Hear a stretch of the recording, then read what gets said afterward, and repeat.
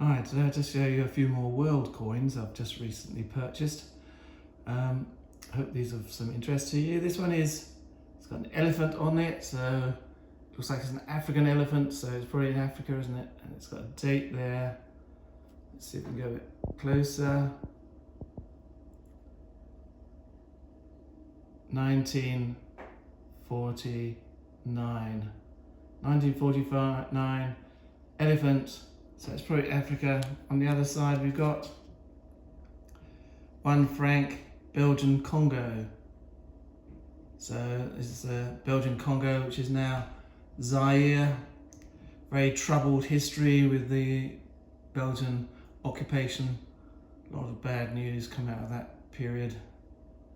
And even now it's quite unstable, the whole region. But there you got 1 franc, 1949, Belgian Congo. This one is Korea. So 1898, year 2. You got those 2 stripes at the top, which means 2. You can see those 2 stripe things. So 1 stripe is 1, 2 stripes is 2, and then it goes up to 3 stripes. After that, it becomes more different symbols for 4, 5, 6, 7, 8, 9, 10 dates or numbers. So it's got Korea, 1898. Now we've got North and South Korea, but in those days it was one Korea. But I believe it was under Japanese influence.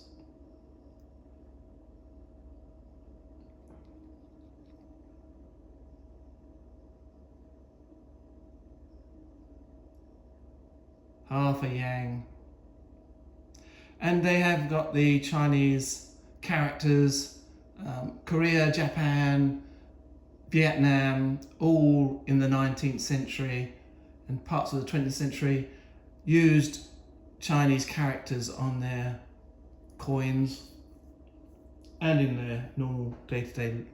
Some of them are a bit different to the normal Chinese, especially now because the mainland China, People's Republic of China, they've got simplified characters, which not really that simplified. So they are more different than they are to people like Japan. Korea use their own lettering system now, but in the past they used Chinese symbols because they were under the Chinese influence. And there you can just see the sort of a dragon type thing as well. Here we've got another 19th century one, 1877, Peru. So we've got the old Spanish, dos centavos, 2 cents. Then on this side, we've got a sort of 1877.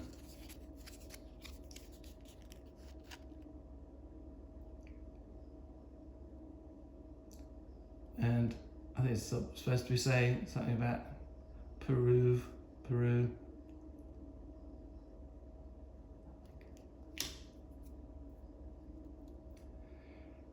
Going back to Southeast Asia, we've gone to Cambodia, 20 centimes. So Cambodia was part of the French Indochina, which included Cambodia, Laos and Vietnam up to about the 1850s. And this one is 1953, and it became a kingdom then, Royal Cambodia, 20 centimes. And they have their own lettering.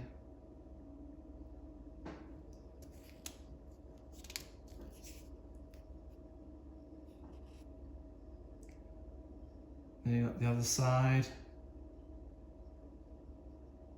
Cambodia had a difficult time under Pol Pot, a sort of communist regime that killed millions.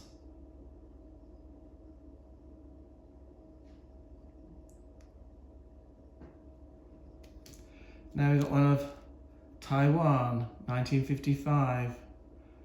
Again, an island off the coast of China.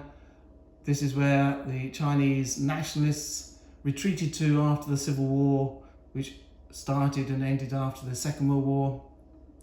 Most of China, the mainland China, became communist under the Chinese People's Republic, but Taiwan has been separate since then. There is this contention that China wants to unify with Taiwan. It's causing a lot of problems. But Taiwan was only under Chinese rule from about the 17th century. It has got its own native population, which are much more, they're not Chinese, but they're much more Malay in a type. Well, let us say that people from Taiwan migrated to the Philippines, Malaysia, and then they went off into the Pacific Ocean. So people from Hawaii, Tonga, even New Zealand trace their ancestry back to people from Taiwan. And so the natives of Taiwan speak a language that is very similar to things like Tagalog in Philippines. So it's China's only occupied it for fairly recent times. So really you could say that it's never been a core part of China. There are very few people that are native, the indigenous population in Taiwan now. Most are people who've come from mainland China, so they're Han Chinese. Again, they've got the Chinese characters, but in Taiwan they use the traditional characters, not the simplified characters that are now used in mainland China. But they speak a dialect of Mandarin, so they're not like Cantonese. Brazil, 1922. So there you got some nice, 500 Ries. So Brazil, 1822 to 1922. So it's celebrating independence from Portugal.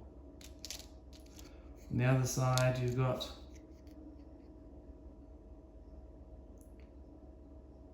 two famous men from the Republic.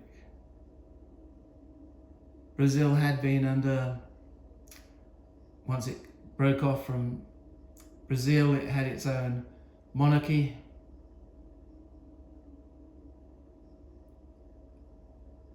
And it became an empire, Empire of Brazil. Now it is a republic. Now this one is Muscat Omen, so 1897. I think this is a quarter Anna.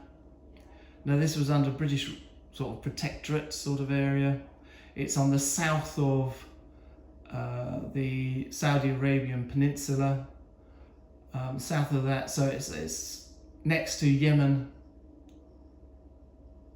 but it was under sort of British protectorate, but under their own sultans. You can see more Arabic on that side. This one we've got Bulgaria, 1906.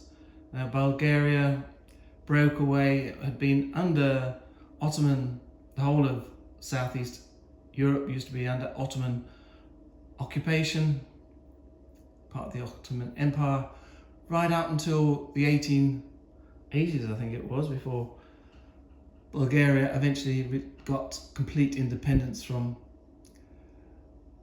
the Ottomans. You never think of places like Bulgaria and Greece being under the Turks, but they were for quite a period of time. But they've got a Cyrillic alphabet, so it's very similar to the alphabet of Russia. 1906. So this was a troubling period in Southeast Europe. The Ottoman Empire was starting to decline. It hadn't modernized like most of Europe, and people were taking advantage of the collapse of Turkey to push their own claims into the area. So you've got places like Austria, Russia, were all trying to push into the decaying Turkish Empire.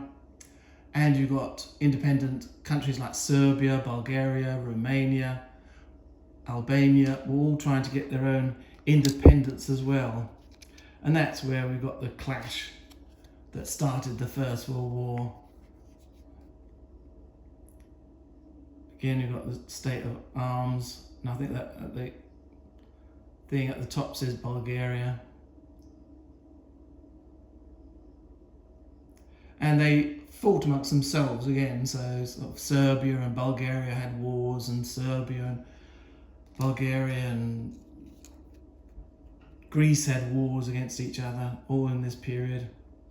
So 1938, Turkey. Now, after the First World War, Turkey broke up. The Ottoman Empire just disintegrated into various parts. Parts were taken by Britain and France as protectorates, like Iraq was taken mainly under the influence of the British. Syria was taken under the influence of the French, as well as Lebanon was under the influence of the French. And the core Turkish nation that was more Turkish in nationality, that broke off.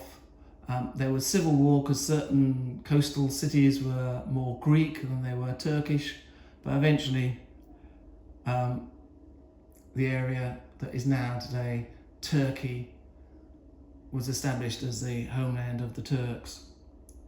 So 1938, it was set up as a secular state, so wasn't very religious, but it's becoming more and more Muslim religious state now than it used to be. So you've got Turkey there.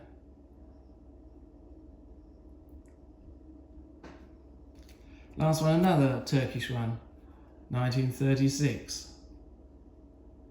One, Kurs, 1936, again very similar to the last one.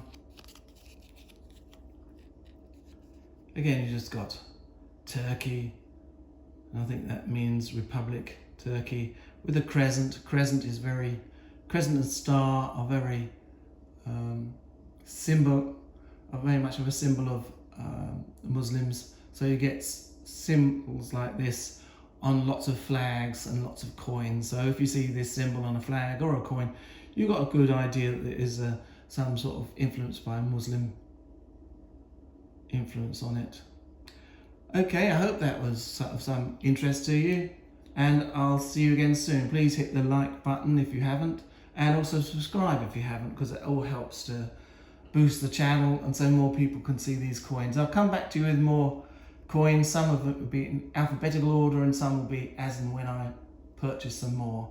Hope this was of some interest. See you again soon. Bye.